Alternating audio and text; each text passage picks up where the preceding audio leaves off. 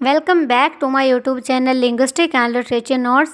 आज का हमारा टॉपिक है essay. An essay is a short piece of writing on a particular subject और टॉपिक। ऐसे एक शॉर्ट पीस ऑफ राइटिंग है जो किसी पर्टिकुलर सब्जेक्ट और टॉपिक पर ही लिखा जाता है।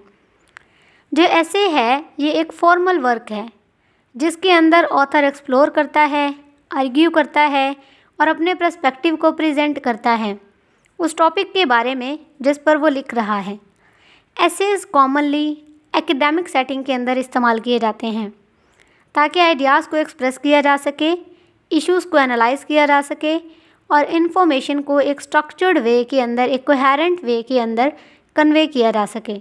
There are several types of essays, each serving different purposes and requiring different approaches. The main types of essays include, हमारे पास डिफरेंट टाइप्स ऑफ एसेज हैं और हर एक का डिफरेंट काम है, डिफरेंट पर्पस हैं और different writing style, different approaches उनको रिक्वायर होती हैं। फर्स्ट ऑफ ऑल हमारे पास आता है एक्सपोजिटरी एसे। एक्सपोजिटरी एसे का पर्पस होता है कि हम हमारे टॉपिक के बारे में एक क्लियर, एक स्ट्रेट फॉरवर्ड वे के अंदर एक्सप्लेनेशन दे सकें और इन्फॉर्मेशन दे सकें, यानी अपने टॉपिक को सही से एक्सप्लेन और इन्फॉर्म कर सकें। इसके फीचर्स में आता है कि ये ऑब्जेक्टिव होता है, फैक्ट के ऊपर बेस करता है यानी फैक्ट बेस्ड होता है और इसके अंदर पर्सनल ओपिनियंस कम होते हैं। मिसाल के तौर पर how to essays, how to के ऊपर बहुत ज़्यादा जोर दिया गया है। एसेज के अंदर रिसर्च पेपर्स वगैरह, एनालिटिकल एसेज वगैरह भी इसके अंदर शामिल होते हैं। डिस्क्रिप्टिव एसेज, डिस्क्रिप्टिव एसेज यानी डिस्क्राइब करना। किस चीज़ को डिस्क्राइब करना? किसी पर्सन, किसी प्लेस, किसी इवेंट, किसी ऑब्जेक्ट वगैरह को, और बहुत अच्छे से, बहुत डिटेल से उनको डिस्क्राइब किया जाता है इसके अंदर। इनका बेसिक जो फोकस होता है ना वो सेंसरी डिटेल पर होता है।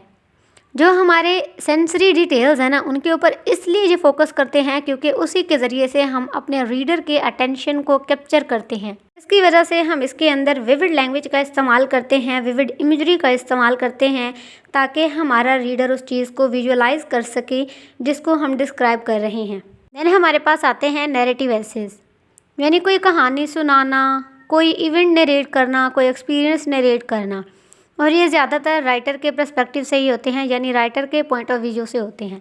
अगर हम बात करें इनके फीचर्स के बारे में तो ये वेल स्ट्रक्चर्ड होते हैं, वेल ऑर्गेनाइज्ड होते हैं, यानी इनका एक क्लियर बिगनिंग होता है, मिडल होता है और एंड होता है। इसके अलावा इनके अंदर एक मोरल और लेसन भी होता है। ये ऐसे ज़्यादातर हमारे पर्सनल एक्सपीरियंसेस के ऊपर बेस करते हैं, हमारे पर्सनल लाइफ के ऊपर बेस करते हैं, यानी इंसान के ज़ाती ज़िंदगी के मुतल्लिक होते हैं।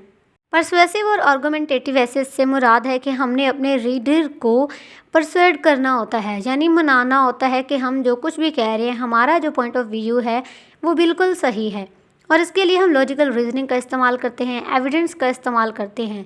तो ये जो हमारा आर्गुमेंटेटिव एसे है, ये with the help of argument हमारे रीडर को कन्विंस करता है कि राइटर जो कह रहा है सही कह रहा है, जिसकी वजह से हम अपने ऑडियंस के अटेंशन को कैप्चर करने में कामयाब रहते हैं, और इस तरीके से हमारे राइटर की पोजीशन और ज़्यादा स्ट्रॉन्ग हो जाती है क्योंकि वो अपनी कहानी के अंदर बार बार आर्गुमेंट्स पे आर्गुमेंट्स पेश किए जा रहा होता है। कंपेयर एंड कंट्रास्ट एसेज, जिसको हम कंपैरेटिव एंड कंट्रास्टिव एसेज भी कह सकते हैं। इसके अंदर हमने दो या दो से ज़्यादा सब्जेक्ट्स को एग्जामिन करना होता है और उनकी जो सिमिलैरिटीज़ हैं और डिफरेंसेस हैं उन्हीं की बेस पर हमने उनको जज करना होता है, यानी हम उनके सिमिलैरिटीज़ और डिफरेंसेस को हाईलाइट कर देते हैं।